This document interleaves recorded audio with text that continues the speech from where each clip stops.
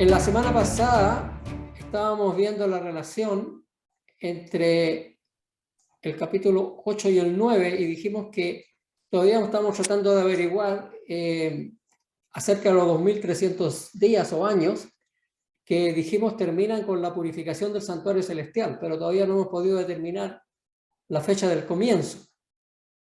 Y lo que sí dijimos, que el ángel había venido a explicarle a Daniel, y dijimos que en el capítulo 8 la visión, la palabra visión, se usaba el hebreo hasón o chazón, cuando se refería a toda la visión del capítulo 8, pero que cuando se refería a la parte de la visión que tenía que ver con los 2300 días, ahí la palabra era mara o mare.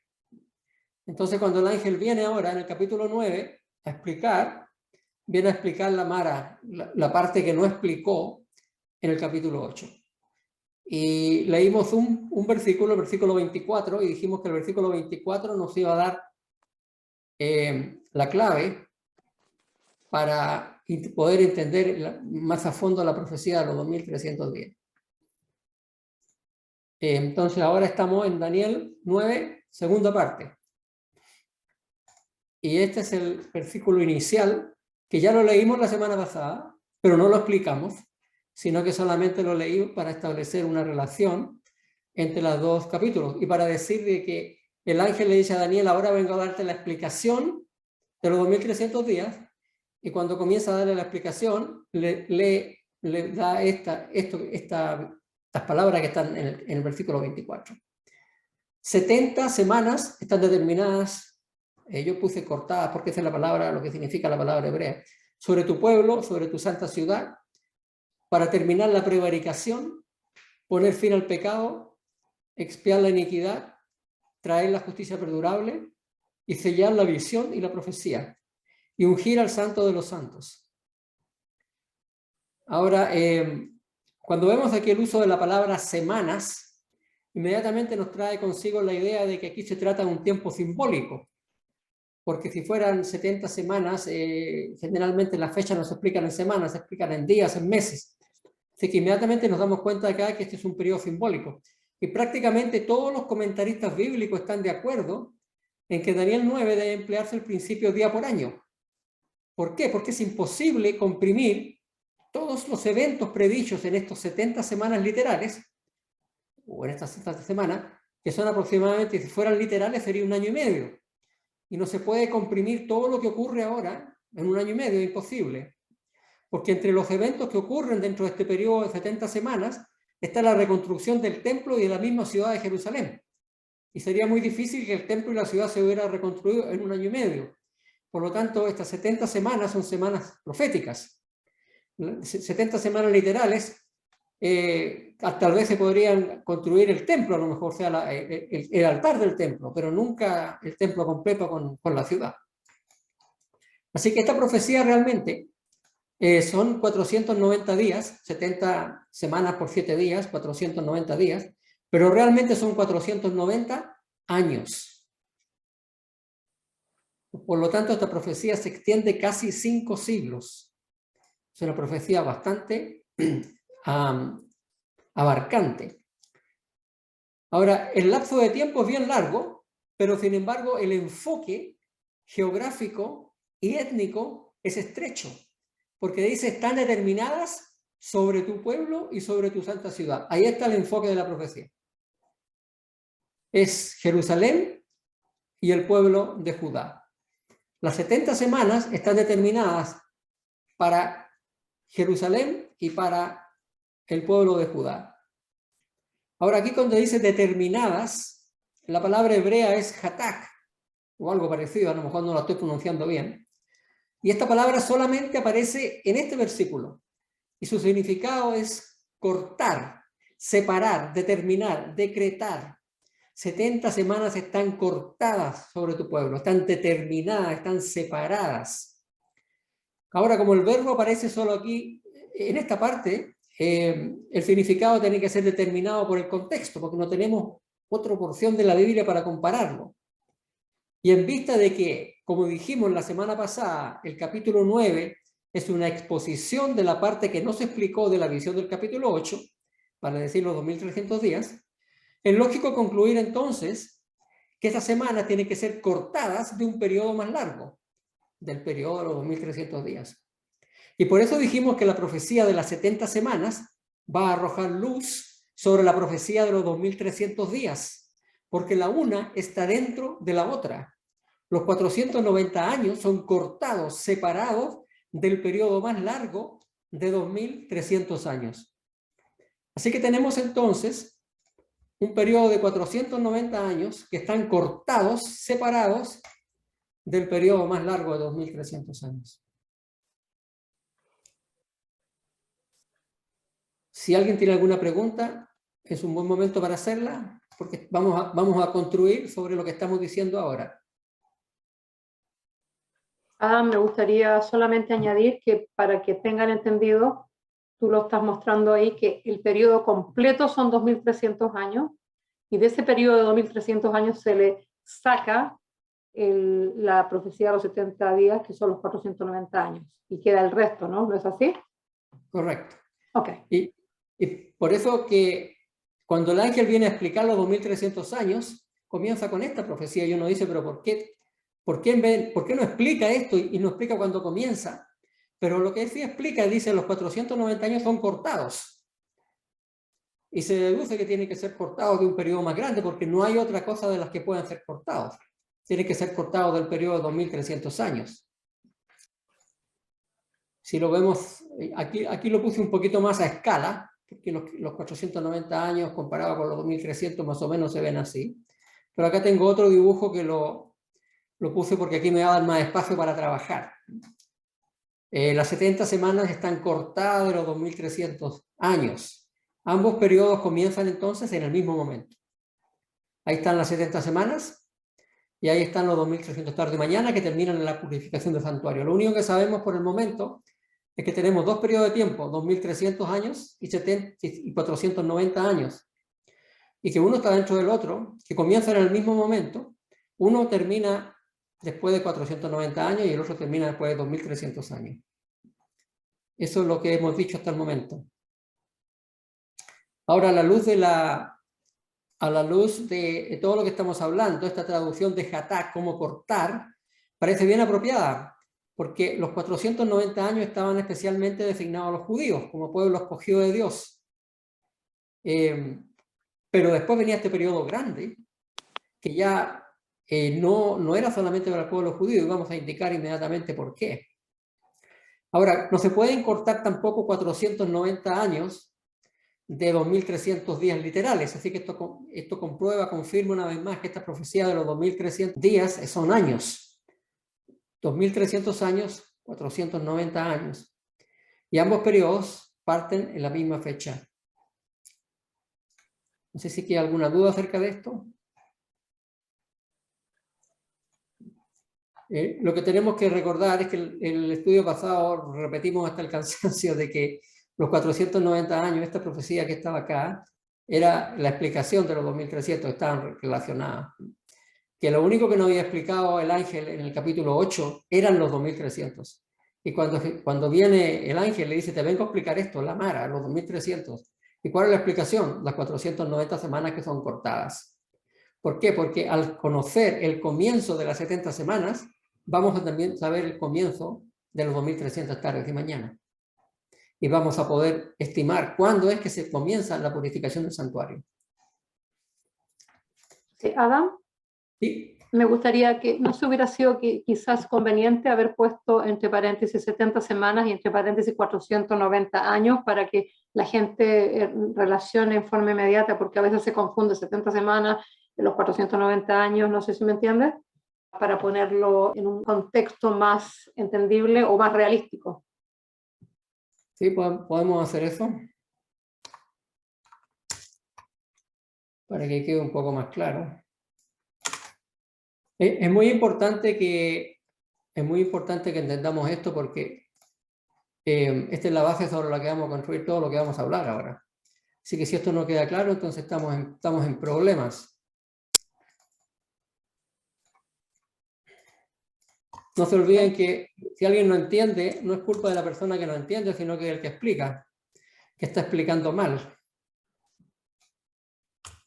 La semana pasada parece que tú explicaste donde dice día por año te lo he dado. Sí, eso lo hemos explicado varias veces. Cuando se trata de una profecía bíblica, y lo estudiamos también cuando vimos el libro de Ezequiel, que el concepto de día por año, ¿no? Pero aunque no tuviéramos esas explicaciones en la Biblia, igual ustedes se dan cuenta de que si los 490 días o las 70 semanas fueran semanas de días, ese periodo sería totalmente absurdo, porque está dando una profecía a Daniel de 1 año y medio. No sé si me hago explicar. Si esto realmente fueran solamente 490 días, no tendría sentido. ¿Qué profeta profetiza para 1 año después? No tiene sentido. Y todo lo que hemos visto en Daniel son profecías de largo alcance, que van de un imperio al otro, que llegan al final de los tiempos. Así que tendría que ser años. Pero gracias, Iván, por acotar eso. En el libro de Ezequiel aparece que cuando Ezequiel se acostó, el Señor le pidió que se acostara una cierta cantidad de días por un lado para llevar el pecado de parte del pueblo, y se acostara otra cantidad de días para el otro lado para llevar el pecado de la otra parte del pueblo. Cada uno de esos días representaba 1 año. Estaba profetizando Ezequiel. Entonces ahí se comenzó el periodo, se restablece la idea de que cuando bíblicamente se presentan días en la profecía son años. También tenemos que recordar que Ezequías fue contemporáneo de Daniel, profetizaron casi en el mismo tiempo. Al desarrollar esta profecía que se está dando de las 70 semanas, uno va a llegar a darse cuenta que realmente no pueden haber sido días solamente, sino que son años por los periodos, por la construcción del templo, por el tiempo en que empezó esta profecía y por el tiempo que sucedieron las cosas. Correcto, exactamente. De todos modos, les dejé escrito en el chat box que está en Ezequiel 4:6, 1 día por cada año te doy. Perfecto.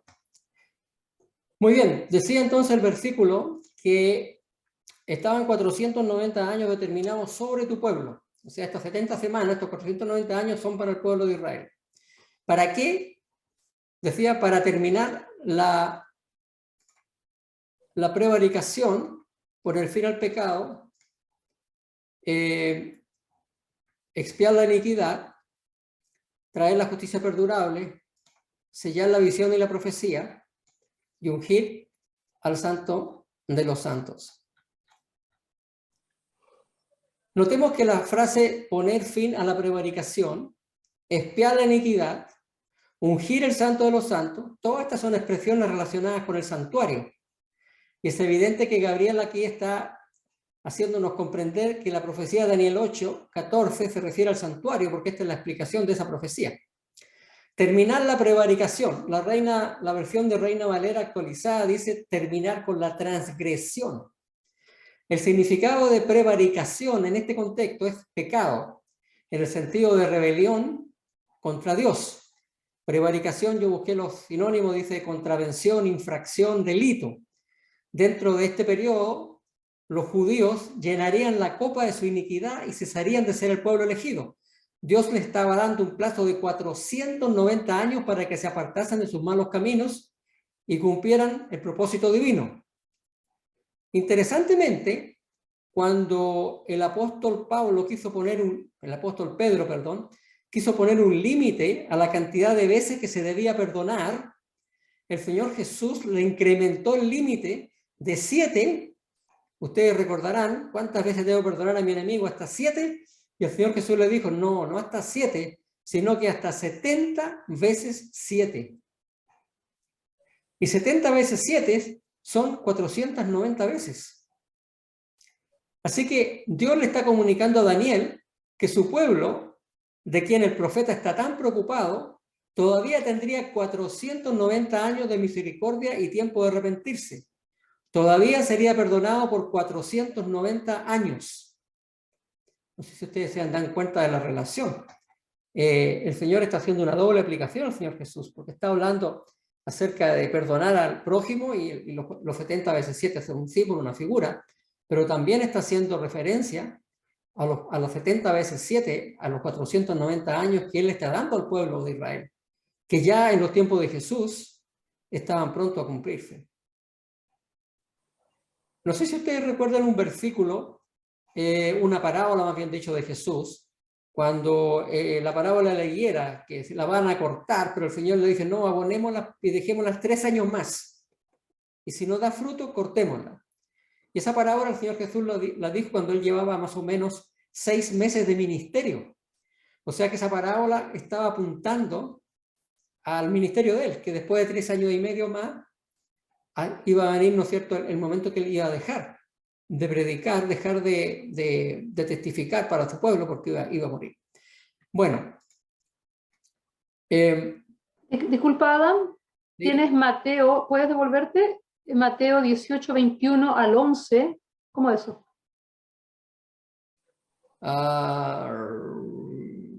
Hay un error en el 21 al 22, ¿no será? No. Al 22.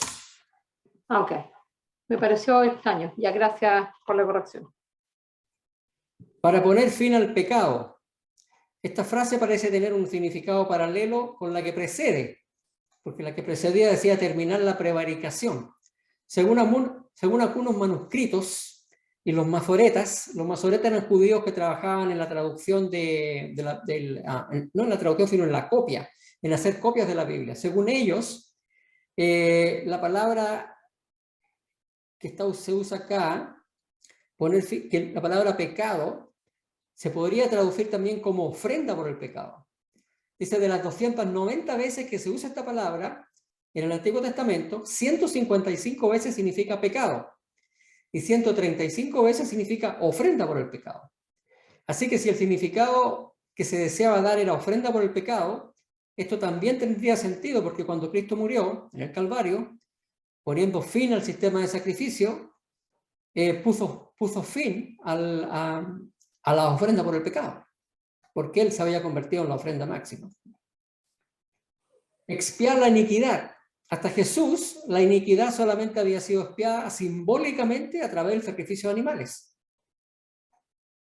Pero ahora vendría la verdadera expiación por el pecado.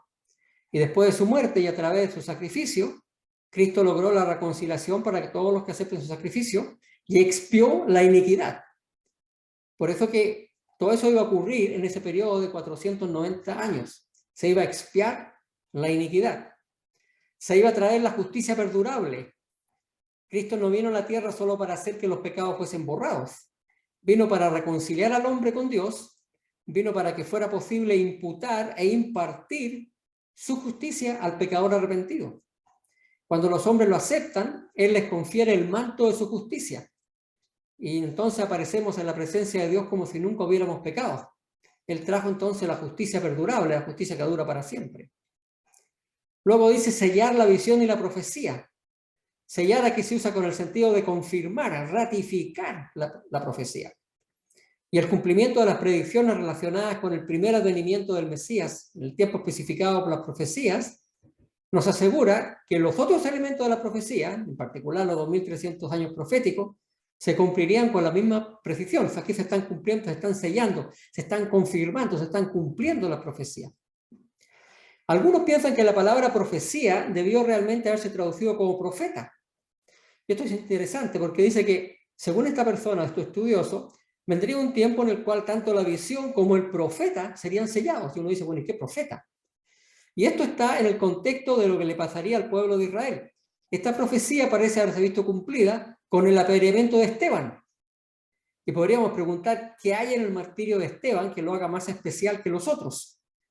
Y hay varias características que lo denotan como algo específicamente importante en un sentido espiritual. Y esto lo vamos a ver en unos momentos más. Finalmente, ungir al santo de los santos. Entre otras cosas, esta expresión hebrea se refiere al lugar santísimo del santuario.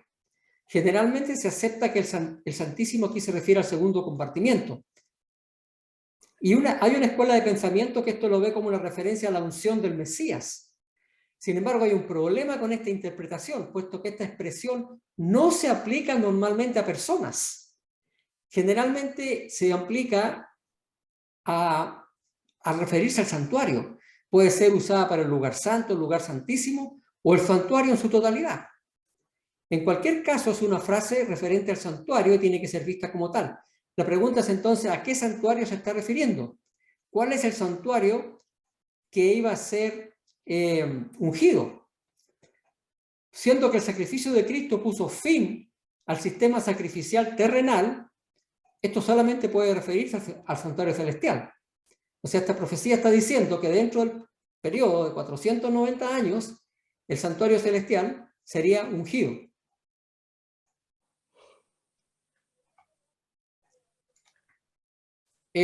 Para aclarar esto, en los tiempos antiguos, los santuarios eran ungidos como parte de la ceremonia que daba inicio a su ministerio. Un buen ejemplo de esto se encuentra en Éxodo 40, donde el tabernáculo y todo lo que estaba dentro iba a ser ungido con aceite para iniciar su ministerio.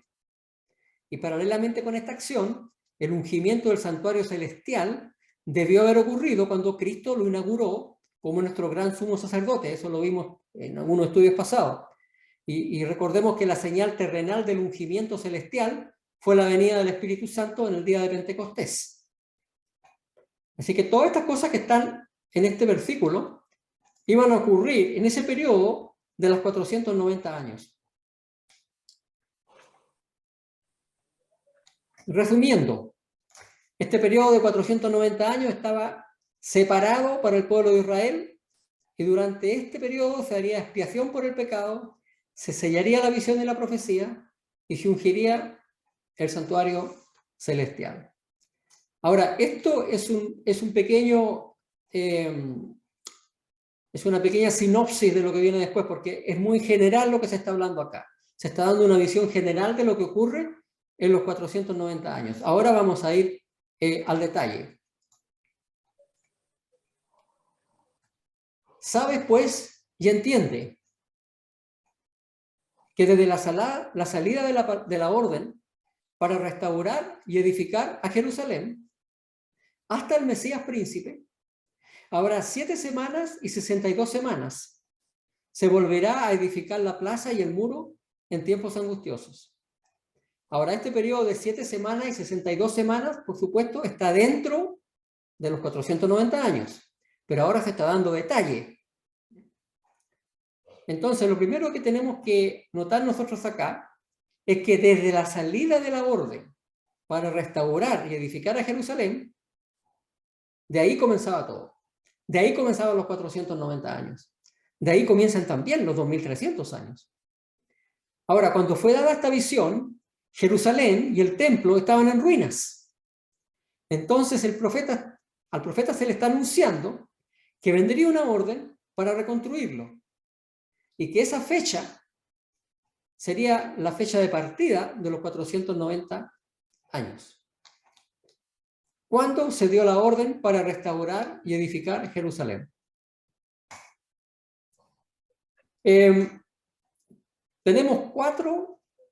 Tenemos tres, digamos, el libro de Esdras registra 3 decretos referentes a la repatriación de los judíos. El primero, en el primer año de Ciro, alrededor del 537 a.C. El segundo, durante el reinado de Darío I, poco después del año 520 a.C. Luego tenemos el decreto de Artajerjes, en el 7º año de Artajerjes, y este se dio en el año 457 a.C. Estos fueron los 3 decretos que están anotados en el libro de Esdras. Pero también quisiera mencionar que después del 457 hubo una rebelión encabezada por un tal Megabizus. Y entonces fue que la reconstrucción del templo, que ya estaba en camino, se detuvo, porque los samaritanos acusaron a los judíos de haberse confabulado con los traidores. Y entonces el rey persa había suspendido la construcción del templo. Pero en el año 444, Artajerjes autorizó a Nehemías a continuar la reconstrucción. Pero este decreto solo reactivó algo que ya había comenzado. No fue un decreto para comenzar a construir, fue un decreto para continuar algo que ya había comenzado. Así que el número 4, digamos, lo estoy mencionando como un detalle adicional, pero no se puede contar como el punto de partida. Ahora, de estos 4 decretos, o 3 decretos, los que aparecen en Esdras, respecto al regreso de los judíos, el tercero, el de Artajerjes, el que Artajerjes le dio a Esdras, es el que cumple de manera más exacta la especificación en la profecía de Daniel. ¿Por qué? Porque en sus decretos ni Ciro ni Darío dispusieron medidas efectivas para la restauración del Estado civil judío como una unidad completa, en otras palabras, la restauración del país. Los decretos 1 y 2 solamente estaban relacionados con reconstruir una ciudad o unos muros, un templo. Pero en el decreto número 3, el de Artajerjes, fue un decreto que autorizaba básicamente al país a volver a existir como país, a existir nuevamente como nación. El decreto del 7º año de Artajerjes fue el primero que autorizó a Esdras a instalar oficiales, tanto en la ciudad de la región, e hizo de la ciudad de Jerusalén el centro administrativo de toda la provincia, dando al Estado judío completa autonomía bajo el dominio persa. O sea, Israel volvió a ser una nación, aunque sometida, subyugada al imperio persa, pero volvió a recuperar su autonomía como nación en este decreto, en el número 3, año 457 a.C. En Esdras 7:8 se vincula este decreto al 7º año de Artajerjes. Partiendo de una variedad de documentos antiguos, se puede fechar el 7º año de Artajerjes, que también fue el año en que Esdras viajó a Jerusalén. Y aplicando el calendario judío, encontramos, ¿no es cierto?, que es la fecha que pusimos acá, 457 a.C. Históricamente, entonces, este es el momento en que en que Artajerjes emite este edicto, y Esdras entonces viaja a Jerusalén para llevar las buenas nuevas para allá. Entonces, el punto de partida para los periodos de tiempo en este capítulo y el anterior es entonces el año 457 a.C., cuando Artajerjes I, Longímano, formuló el decreto para restaurar a Jerusalén y a la nación israelita. Estoy haciendo un pequeño alto para ver si hay preguntas. Comentarios los podemos hacer después, pero preguntas si hay, las podemos ir viendo al tiro antes de seguir. Resumiendo lo que acabo de decir en los últimos 10 minutos, el decreto que se dio para reinstalar a la nación de Israel se dio en el año 457 a.C. Desde la salida de la palabra y la orden para restaurar y edificar Jerusalén hasta el Mesías príncipe, fue entonces la salida de la orden 457 a.C. Pero la profecía también decía, hasta el Mesías príncipes. Vamos a retroceder. Desde la salida de la orden para restaurar y edificar Jerusalén hasta el Mesías príncipe, iba a haber 7 semanas y 62 semanas.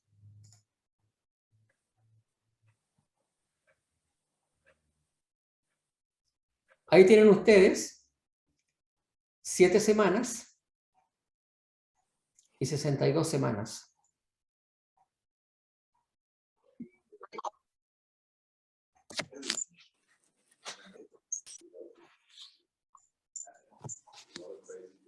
¿Está bien? ¿Está claro eso? Ahora, ¿qué significa el Mesías príncipe? La palabra hebrea Mesías proviene del verbo hebreo Mashiach, que significa ungir. Por lo tanto, Mashiach describe a un ungido. O sea, hasta el ungido iban a haber 7 semanas y 62 semanas. Y a los reyes de Israel se los ungía, a los sacerdotes se los ungía. Ahora, la versión griega del Teoción traduce la palabra Mashiach, ungido, literalmente como Christos, palabra que viene del verbo chrik, que significa ungir, y por lo tanto Christos significa ungido. Ahora, la palabra Cristo es una transliteración de Christos, el ungido. Así que Cristo significa el ungido en griego.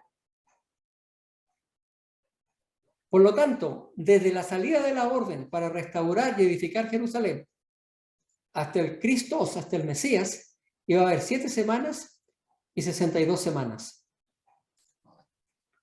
¿Cuándo llegó Jesús de Nazaret a ser el Mesías? Ya que Mesías significa el ungido, Jesús se convirtió en el Mesías, hablando técnicamente, cuando fue ungido aquí en la tierra. ¿Y cuándo fue esto? A él no le echaron aceite sobre la cabeza como los reyes. ¿Hubo alguna ocasión especial durante el Antiguo Testamento cuando a él lo ungieron? ¿Una ocasión especial cuando fue ungido e inició formalmente su ministerio público? Esto ocurrió cuando fue bautizado por Juan en el río Jordán y fue ungido por el Espíritu Santo. Daniel entonces predijo que el Mesías príncipe habría de aparecer en un tiempo especificado. Y a este tiempo se refirió Jesús cuando declaró al comienzo de su ministerio: el tiempo se ha cumplido. O sea, hasta el Mesías príncipe habría 7 semanas y 62 semanas. ¿Cuántos días son esos? Son 69 semanas en total, te queda una semana de las 70, ¿no? Correcto, así que las 7 semanas y las 62 semanas, estamos hablando de 483 años. Ahí estoy confundida. Muy simple, si a 457 le sumamos 483 años, nos lleva al 27 después de Cristo. Claro, pero antes de eso tienes que decirle cómo sacaste los 483. Los 483, ¿los entiendes? Yo lo saqué antes que lo dijera el Adam, lo saqué de 2 formas, pero yo estaba jugando con las 70 semanas, que íbamos a llegar a las 70 semanas, pero no son 70 semanas. Estamos diciendo que son 69 semanas, Damari, donde te fijas que está la división donde dice 27 después de Cristo. De ahí hay una separación. Esa semana queda pendiente, pero en este minuto estamos estudiando lo que es las 7 semanas más las 62, que son, efectivamente, son 69 semanas y no 70. Y esas semanas en profecía son 483 años.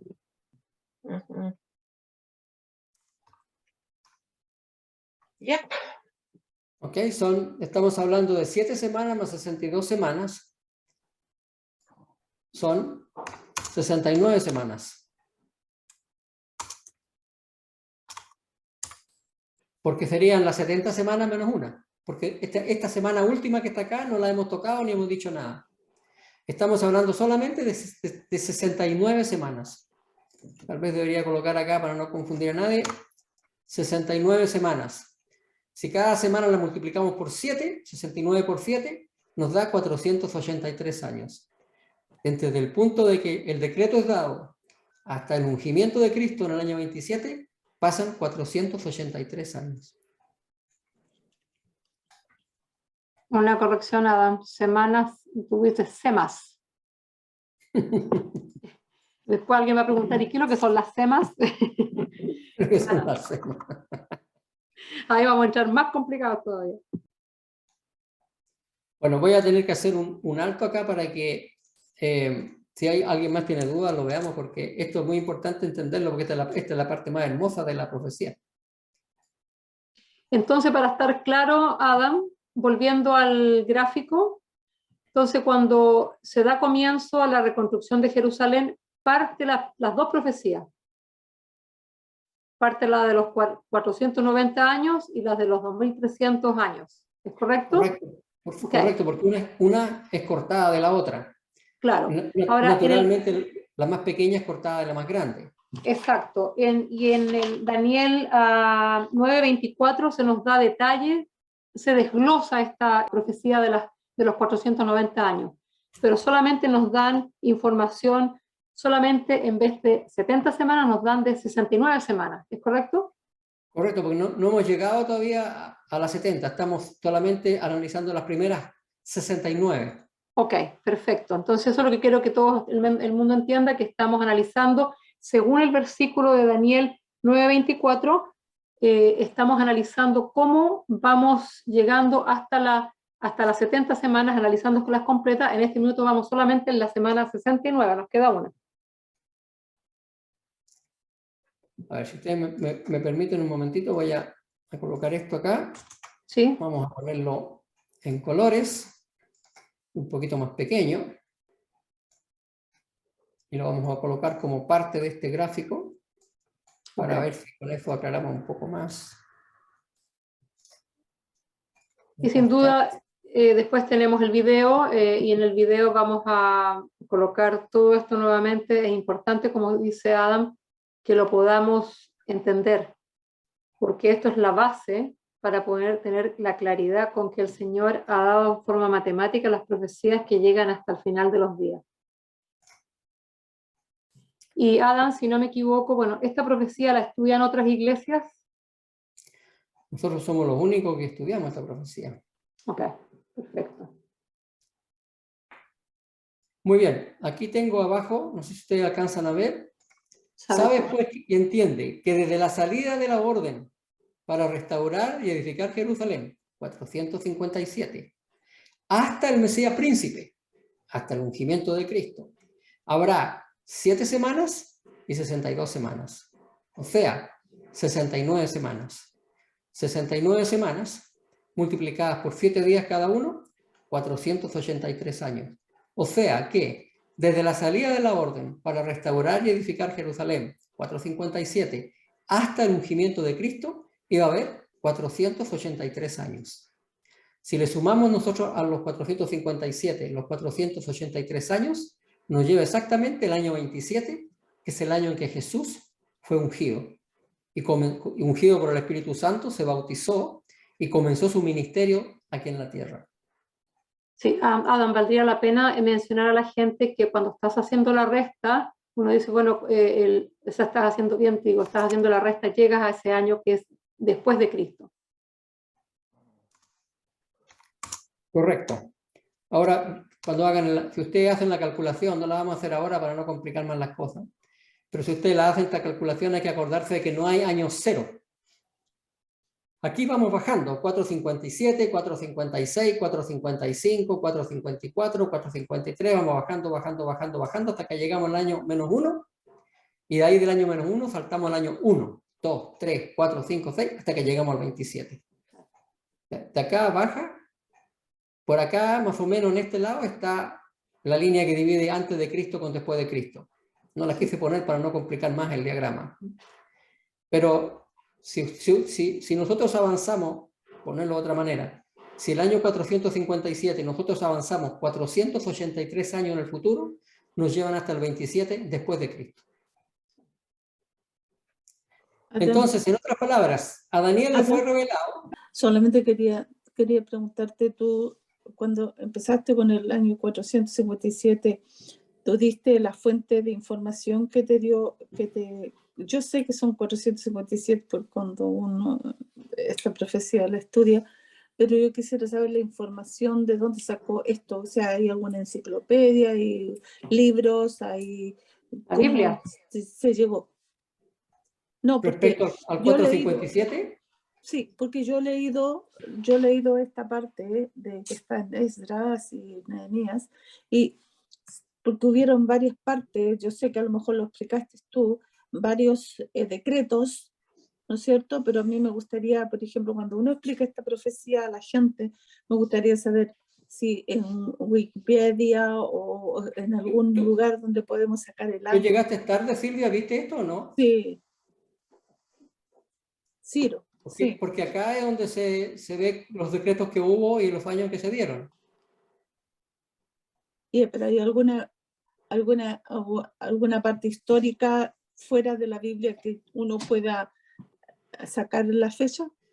Oh, indudablemente, ¿no? Cuando tú presentas la Biblia, la gente como quiere a lo mejor tener otro tipo de información fuera de la Biblia, porque uno se encuentra con gente que no sigue lo que realmente enseña la Biblia. O sea, entonces por eso pensaba que a lo mejor había otra fuente de información del año, cómo sacar ese año 437. Hay varios libros que dan información de cómo se obtienen estas fechas.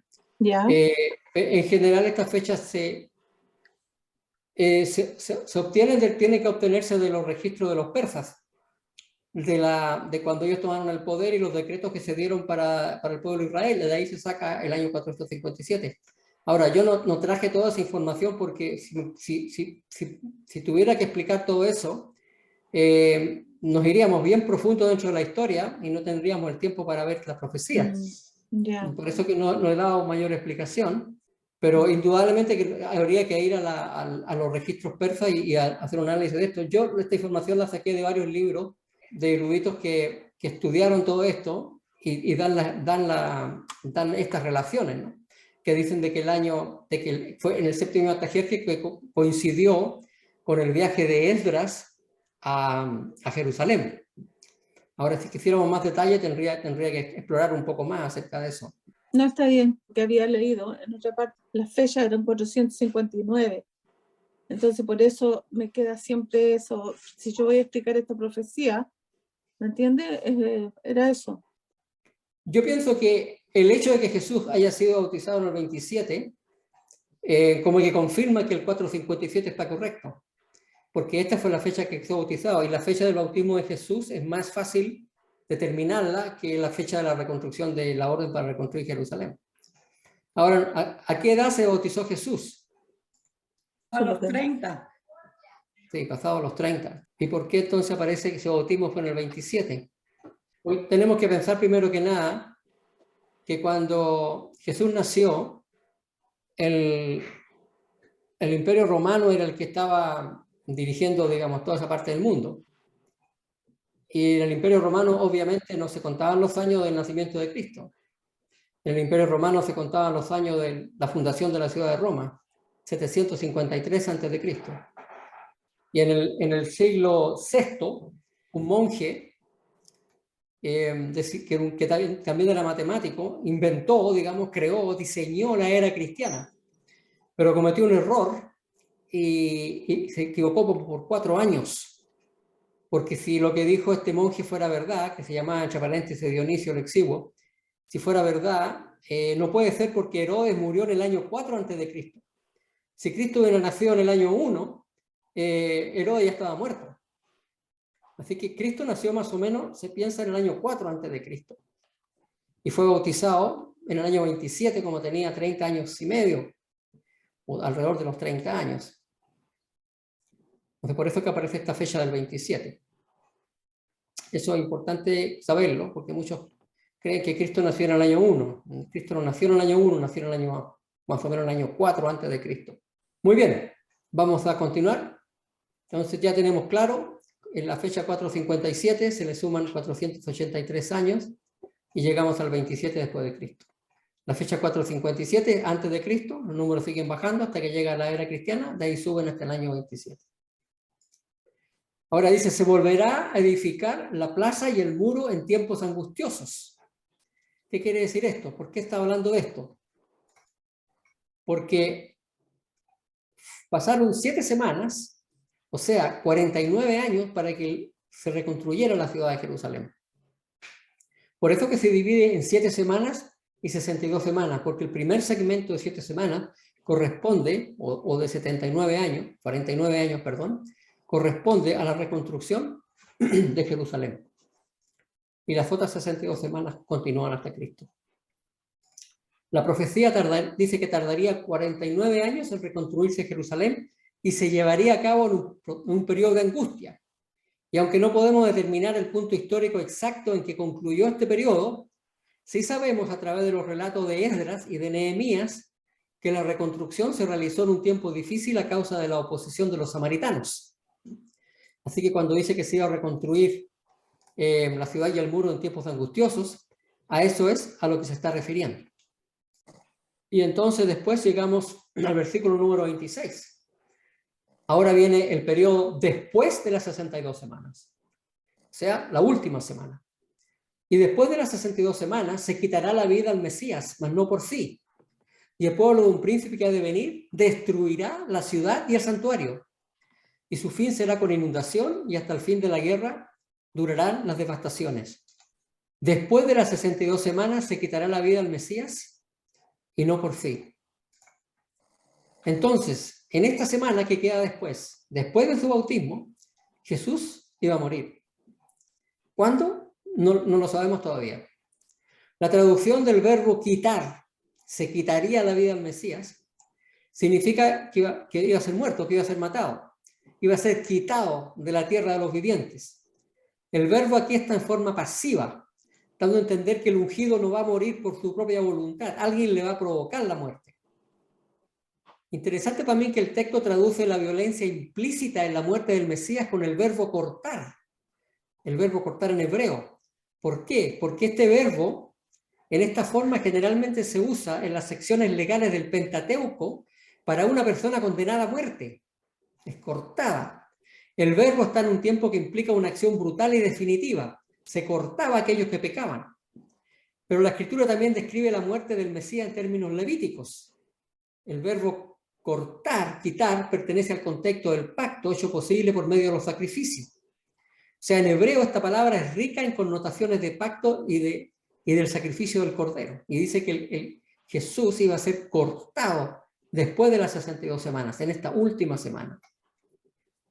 Y después dice un príncipe que ha de venir, iba a destruir la ciudad y el santuario. Y su fin, dice, será con inundación y hasta el fin de la guerra durarán las devastaciones.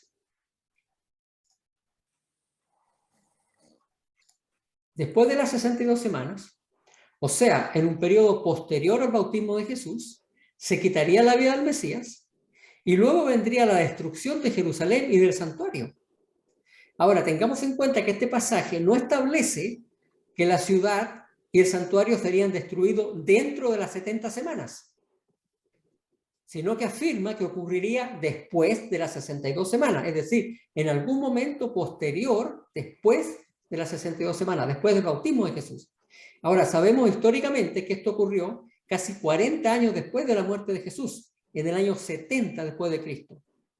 Y recordemos también que un versículo bíblico profético puede expresar acontecimientos que están separados por largos periodos de tiempo, como ocurre acá. ¿Por qué? Porque se habla de quitar la vida al Mesías y de la destrucción de Jerusalén. Pero al Mesías se le quita la vida en esta semana. La destrucción de Jerusalén viene 40 años después. Ustedes recordarán que en su discurso del Monte de los Olivos, Jesús le dijo a sus discípulos que el tiempo del fin sería como la venida del ejército romano que destruiría Jerusalén y el templo. Jesús dijo, así que cuando veáis en el lugar santo la abominación desoladora, dicha por medio del profeta Daniel, que el lector entienda, entonces los que estén en Judea huyan a los montes. Es interesante que el versículo dice que el pueblo de un príncipe que había de venir destruiría la ciudad y el santuario y que su fin sería con inundación. Ahora, los historiadores dicen que la muralla norte de Jerusalén había sido siempre la más débil y fue por ahí donde entraron los romanos. El año en que se tomó Jerusalén fue un año espantoso para el pueblo hebreo. Se destruyó la ciudad, se destruyó el templo y se llevaron muchos artículos del templo. Todavía hay un relieve en el Arco de Tito en Roma donde aparece el candelabro o la menora que se trajo del templo de Jerusalén. Ahora dice, con su fin será con inundación y hasta el fin de la guerra durarán las devastaciones. Aquí ya no está hablando de Jerusalén, está hablando del poder que iba a destruir a Jerusalén. Porque a los romanos se les permitió traer el juicio sobre Jerusalén, pero Roma también fue juzgada, como hemos visto. Y sabemos de que las tribus germánicas invadieron, devastaron, inundaron el Imperio Romano y duraron estas devastaciones hasta el fin de la guerra, o sea, hasta que el Imperio Romano cayó y fue tomado. Así que este versículo nos está diciendo de que después de las 62 semanas, el Mesías iba a morir, alguien lo iba a matar. Y después de eso iba a venir un pueblo, un príncipe, que iba a destruir la ciudad y el santuario. Eso queda mucho más allá de lo que está en el gráfico. No sé si hay alguna pregunta respecto a este versículo. ¿Hay otro acontecimiento que está dentro de la última semana? Correcto. Bueno, ¿ah? Sí, por supuesto. Ya. Eso lo vamos a ver ahora. Ok. Porque por el momento solamente hemos dado todo el detalle de las 62 semanas. Hemos dicho que comienza en el año 457, hemos dicho que 49 años después se termina de construir el templo, hemos dicho que al final de las 62 semanas Jesús es ungido y que después muere, pero no hemos dado el detalle de la semana. Eso es lo que viene a continuación. Ahora dice, y por otra semana, y aquí está hablando de la última semana, y por otra semana confirmará el pacto con muchos. Y a la mitad de la semana, a la mitad de esta semana, hará cesar el sacrificio y la ofrenda. Después, con la muchedumbre de las abominaciones, vendrá el desolador hasta que venga la consumación de lo que está determinado se derrame sobre el desolador. Pero por el momento queremos concentrarnos en esto, que en otra semana confirmará el pacto con muchos y a la mitad de la semana hará cesar el sacrificio y la ofrenda. Por otra semana confirmará el pacto con muchos. Esta semana es la última. ¿Qué quiere decir todo esto? Esta 70ª semana comenzó entonces en el año 27 con el ministerio de Cristo. Se extendió más allá de la crucifixión y llegó hasta el año 34 después de Cristo. A lo mejor sería bueno que lo ponga acá. Al final, 34 después de Cristo. Son una semana en realidad. Ahí termina esa última semana. Ahora, ¿qué ocurrió acá? El rechazo de los judíos como pueblo del pacto. Aquí terminó el plazo que se le dio a los judíos. Se acabó el plazo. Allí se cumplió la palabra del Señor Jesús, que dijo que la viña le iba a ser dada a otros labradores. La confirmación del pacto con muchos se puede considerar como la continuación de la nación judía como pueblo escogido durante la última semana, los últimos 7 años que tuvieron ellos para arrepentirse. Y cuando ya eso no ocurrió en el año 34, vino finalmente el fin del tiempo del pueblo judío. Ahora, a la mitad de la semana, tenemos que tener en cuenta que después de la muerte de Jesús y durante 3 años y medio, Jesús murió en la mitad de la semana. Pero después que murió Jesús, siguieron predicando los apóstoles por 3 años y medio más, hasta el apedreamiento de Esteban. De esta manera, el fin de los 490 años está marcado por la muerte de Esteban. Ahora, ¿por qué pensamos nosotros que la muerte de Esteban marca el final de los 490 años, el final de la última semana? Ustedes recordarán que cuando Esteban murió mirando al cielo. Y dijo que en el cielo veía a Dios sentado en su trono y Jesús a su diestra. Ahora, cuando una persona mira al cielo y ve a Dios sentado en su trono y a Jesús en su diestra, como lo vio Esteban, esa persona generalmente está en visión. Obviamente está viendo una visión. Ahora, las personas que tienen visiones son por definición profetas. En ese momento, técnicamente hablando, Esteban era un profeta. Pero su audiencia no oyó ni aceptó la visión, sino que lo rechazaron, lo apedrearon y sellaron sus labios con la muerte. Cuando Esteban murió, la última voz profética había hablado a Israel como pueblo elegido de Dios. Esteban fue el último profeta que profetizó al pueblo de Israel. ¿Por qué? Hay 4 áreas de importancia teológica relacionadas con el martirio de Esteban que lo señalan como el fin de la última semana asignada al pueblo judío. Primero que nada, el grupo a quien Esteban le dio su discurso final fue el Sanedrín, el más importante cuerpo religioso en esa tierra. Ellos representaban a Israel como cuerpo religioso. La forma del discurso de Esteban era un discurso de juicio, como los que daban los profetas del Antiguo Testamento. Ustedes leen el discurso de Esteban y exactamente como hablaban los profetas del Antiguo Testamento. Tercero, el carácter profético de su experiencia al momento de su muerte, cuando miró en visión hacia el cielo y vio a Jesús. Y cuarto, y esto es muy importante, el hecho de que la conversión de Pablo tuviera sus raíces en la muerte de Esteban. De modo que Pablo, el apóstol a los gentiles, tomó el lugar de Esteban. Por esta razón, la muerte de Esteban, al final de las 70 semanas, puede ser considerada como un punto pivotal en la transición de la era de Israel como nación elegida a la era de la Iglesia como nación elegida. Por supuesto que hay muchos otros profetas en el Nuevo Testamento después de Esteban, Pablo y Juan y otros más. Pero los profetas posteriores a Esteban profetizaron para la iglesia cristiana, no para Israel.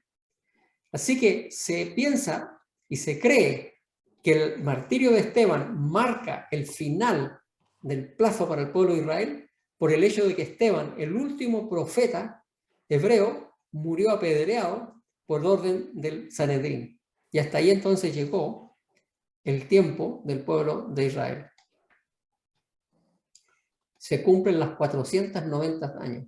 70 veces 7. ¿Cuántas veces perdonará mi hermano? Hasta 70 veces 7. 490 años de perdón. No hubo más después de esto. También el versículo decía, a la mitad de la semana hará cesar el sacrificio y la ofrenda. Y ahí tenemos la semana completa. La mitad de la semana sería la temporada, la Pascua del año 31 después de Cristo. 3 años y medio después del bautismo de Cristo, en el otoño del 27. Cristo es bautizado, 3 años y medio después, a la mitad de la semana, muere. 3 años y medio después, se acaba el plazo del pueblo de Israel. Dice que haría cesar el sacrificio y la ofrenda. Y como dijimos, la última semana, o los 7 años, van del 27 hasta el 34. 3 años y medio después del bautismo de Jesús, en medio de la semana profética, los mismos a los que Cristo había venido a salvar, lo cortaron, lo mataron, crucificándolo en el tiempo de Pascua. Interesante que en el mismo momento que se sacrificaba el Cordero Pascual, Cristo murió. Ahora, cuando Cristo hubo respirado por última vez, ustedes recordarán que el velo interior del templo se rasgó milagrosamente en 2, de arriba a abajo, y quedó al descubierto el lugar santísimo. ¿Por qué? Porque los sacrificios hallaron su cumplimiento en el sacrificio de Cristo. Porque lo habían simbolizado por miles de años, pero ya no tenía sentido. La ruptura del velo del templo, hecho por una mano invisible, un ángel, en el instante de la muerte de Cristo, fue el anuncio del cielo de que los sacrificios y las oblaciones habían perdido su significado. Dios, una vez más, había retirado su presencia del templo, tal como lo vimos en Ezequiel. Jesús había predicho, ustedes recordarán las palabras de Jesús, vuestra casa es dejada desierta. El Cordero de Dios había sido inmolado y el sacrificio y la ofrenda fueron abolidos para siempre. Posteriormente el Espíritu Santo fue derramado sobre los discípulos y durante otros 3 años y medio trabajaron para convertir al pueblo judío. Y estos últimos 3 años y medio de la parte de las 30 semanas terminaron, como dijimos, con la lapidación de Esteban, que ocurrió exactamente 70 semanas o 490 años después del decreto de Artajerjes, dado para que el pueblo judío regresara o reconstruyera Jerusalén o volviera a ser nuevamente una nación.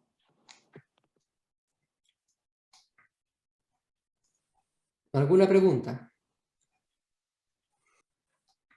Muy bien, continuamos entonces. Dice entonces, después con la muchedumbre de las abominaciones vendrá el desolador, hasta que venga la consumación y lo que está determinado se derrame sobre el desolador. Ahora el desolador representa Roma, en sus 2 fases, la Roma pagana y la Roma papal, tal como aparece en las profecías de Daniel 7 y 8, que ahora se recalcan en el 9. La Roma pagana, el desolador, quitó la vida al Mesías, destruyó la ciudad y el santuario. Y ciertamente también, tal como dice el versículo, llegó a su fin. Lo determinado se derramó sobre Roma, cayó el Imperio Romano.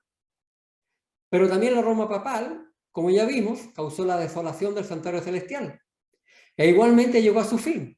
Y lo determinado se derramó sobre ella en el año 1798, cuando cayó el papado. Así que la parte final del versículo está hablando de lo que ocurrió después, mucho después del apedreamiento de Esteban. Así entonces la profecía de las 70 semanas brinda un nexo, una unión a la profecía de los 2300 tardes y mañanas. El punto de partida. Las 2 profecías comienzan con el mismo evento, el decreto de Artajerjes en 457. Sin embargo, la profecía de las 70 semanas concluye en el año 34, mientras que la de las 2300 tardes y mañanas se extiende hasta el año 1844, año en que comenzaría la purificación del santuario celestial, el día del juicio, el Yom Kippur en el cielo. En el capítulo 8 entonces se da la siguiente información. Esto es un resumen de lo que hemos visto. La fecha del ungimiento del Mesías. El Mesías haría expiación por los pecados. Esa expiación traería la justicia eterna. El Mesías le ofrecería a Israel la última oportunidad para aceptar el antiguo pacto. El Mesías sería rechazado. El Mesías sería asesinado. El Mesías clausuraría el sistema de sacrificios. El santuario celestial sería ungido para el comienzo de la obra sacerdotal del Mesías en el cielo. Y terminaría el plazo para el pueblo de Israel. Todo esto en los 4 versículos que hemos estudiado en esta noche. Y por supuesto, este capítulo también nos da el inicio del día del juicio en el santuario celestial, 1844. Pero ¿y cuánto durará el Yom Kippur celestial? Eso no lo sabemos. En la tierra solo duraba un día, pero también se hacía una vez todos los años. Y los sacrificios se realizaban diariamente. Pero debemos recordar que todo esto era solo figura y sombra de las cosas celestiales, como dice Pablo. El sacrificio del santuario celestial solo se realizó una vez, con la muerte de Cristo. De la misma manera, la purificación del santuario solo se realiza una sola vez, y no dura un día, sino que dura hasta el fin del tiempo de gracia. Una vez que Cristo abandone el lugar santísimo, concluirá su obra de intercesión, y luego vendrá a este mundo a buscar a sus hijos, y eso marcará, ¿no es cierto?, el final de este tiempo. Y esa es la profecía de los 490 años, que está íntimamente relacionada, cortada de la profecía de los 2300 años, que indicaría en cuánto es la purificación del santuario. Bueno, lo que podemos ver, Adam, la claridad matemática con que el Señor da a sus profetas. Y cuán importante es que nosotros que sabemos o que estamos entendiendo de poder compartir esto con las demás personas que no conocen. Pienso que no solamente nosotros nos hemos beneficiado en el hecho de haber escuchado tu estudio, Adam, que sin duda muchos nosotros lo conocemos, pero no hemos refrescado, pero pienso que lo más importante de todo es que nosotros podamos de alguna manera comprender esto en forma clara, poder compartirlo con otros, porque esto es importante.